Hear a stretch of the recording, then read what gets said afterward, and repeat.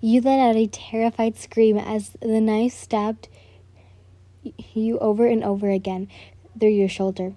You flung your body around trying to stop the assault, then fell on your hands and knees while writhing in pain. Some dripped heavily onto the paper while leaving trails on your skin.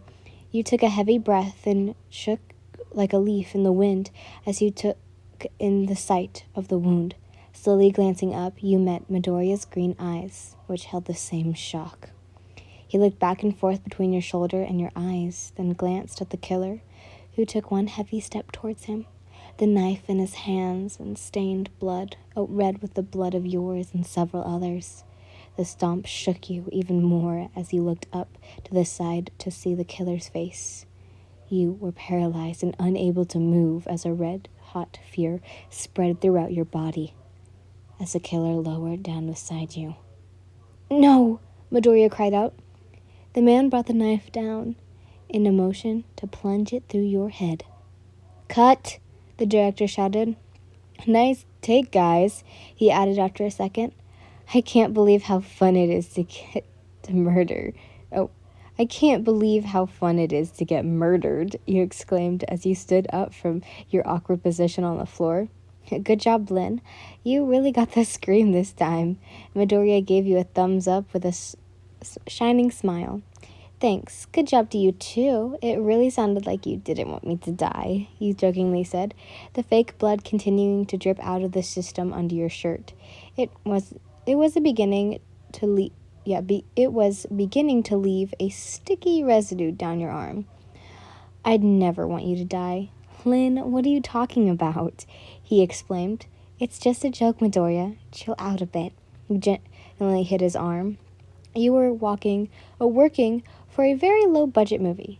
The director was from a large company, and most of the filming equipment was too. The writer of the movie apparently got it back by the Big All Might Films, currently Japan's largest production company. The director was friends with the writer, so he supported the project and got some expensive to spend on some equipment. A successful director at just the age of 23. He was only a bit older than most teenage cast. He went by the nickname of Hawks, since apparently he had a sharp eye for detail in his films. Due to the small budget, there wasn't many people of name a part of the movie. There was you, Midoriya. You, Izuku. You had been in a small project with him since college. And really bubbly murderer Kirishima. 2 blondes named Kaminari and Ayama. And 3 more girls, Jiro, Uraka, and Yorozu. Right now was the quote-unquote killing portion of the filming, as Hawks called it. Today was one of the 2 days the SFX makeup artist would be there. The only actors left of the day were Izuku, Kirishima, and you. Everyone else had already been quote-unquote murdered today. "I'll see you guys tomorrow. Stay safe." Kirishima slipped the mask on the top of his head to give to Izuku and give a big smile. He was older than the 2 of you, same age as Hawks. "Bye, Kiri," you waved. "See you tomorrow, Kirishima." Izuku also waved. "Hey, kids, just making sure you 2 get the new schedule for tomorrow. We have to change some stuff around with filming." Hawks came up to you 2. "Yep." Izuku nodded. "Nope. Did you send it to me or my parent?" you asked, checking your phone. I'll get Tokiyami on that. Anyways, if you don't get it in time, we've got different times. You'll need to be here by 9 a.m. That's good with you?" he asked. "Yep, sounds fine. Thanks, Hawks," he said. "See you tomorrow, then." He waved, then walked off towards the rest of his crew. "Hey, I'm gonna go find Mina to get me out of this. Can you drive me home tonight?" you asked. Sure, I'll be out by my car whenever you're done." He blushed. "Thanks, Izu. You're the best." You kissed his cheek and then ran off. Izuku left a blushing and clumsily mess as he tried to make his way towards the hair and makeup on his own. It took a while, but Mina was able to get your fake stab wound off. Some prop people came to take away the blood container you had, but otherwise everything went well. Hey, Yin, how did you ever meet Midoriya anyways? You two work great together, and it definitely seems like you're closer than friends, she asked. Oh, it's a long story. We've worked together in movies for a real long time. We're pretty close, he replied. Wow, that sounds like a perfect romance story. I wonder why Hawks didn't make a movie like that. Mina pouted. I like the slasher horror movies he's making. It's a lot of fun getting murdered. I guess it's a bit representative of those Western movies, but I guess his twist on it where no one lives and the killer is revealed, makes it pretty interesting, you explained. I was never too much of a fan of those types of movies. I guess as long as you're enjoying it, Yen. I'll see you tomorrow at 9 this time. Oh, in this chair. Have a good night. She let you stand up now. Bye, Mina. You too. You waved goodbye and walked outside to the parking lot. This set was at a real abandoned cabin in the middle of a field. The writer of the movie owned it. The creepy style of the area, especially after sunset, gave him a lot of inspiration. Izu, I didn't keep you waiting long, did I? You noticed the green-haired teen staring off into the fields around the area. Oh, no, not at all. He stood up all the way, then got into the driver's seat. You followed him, getting into the other side. Filming has been going pretty quick. It feels like we've almost got everything together now, don't you? You asked. Yeah, hopefully this movie is a success. I really like the script. If it does well, the All Might Studios might fund another movie, he said, brightening up at his own mention of his idol. All Might. All Might was a name many people called the famous actor Toshinori Yagi. You'd known since you met Izuku about his undying love for the man. He strived to be like him, and it must have been an honor just working with some crew and a director from the studio. Calm down, fanboy. Maybe one day we won't just be acting for his funded projects, and we'll be working at the real deal, he suggested. I've actually been thinking of building up my portfolio lately. I might try and go to a few bigger roles. I want to get the All Might scholarship, the one he started to get students into and through UA, then to his company. What do you think? He asked. At this point, he was driving through the winding dirt roads back down to the main one. You watched the tall grass in the field swing in a gentle summer breeze outside. That sounds amazing, Izu. I'm sure you'll get in, you said enthusiastically, but you didn't turn to him to show it on your face. Is something wrong, Yin? He asked. I'm not lying, Izu. I want you to follow your dreams. It's just that you paused to figure out what you were going to say. You never bended what you would say to unless it was truly for his own good.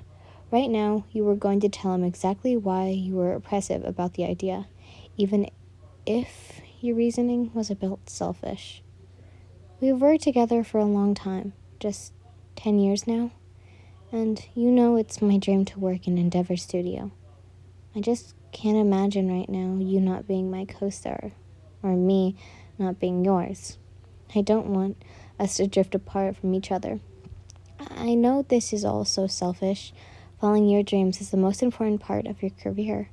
So I want you to do it, of course. Just the thought of us going separate ways scares me, you confessed.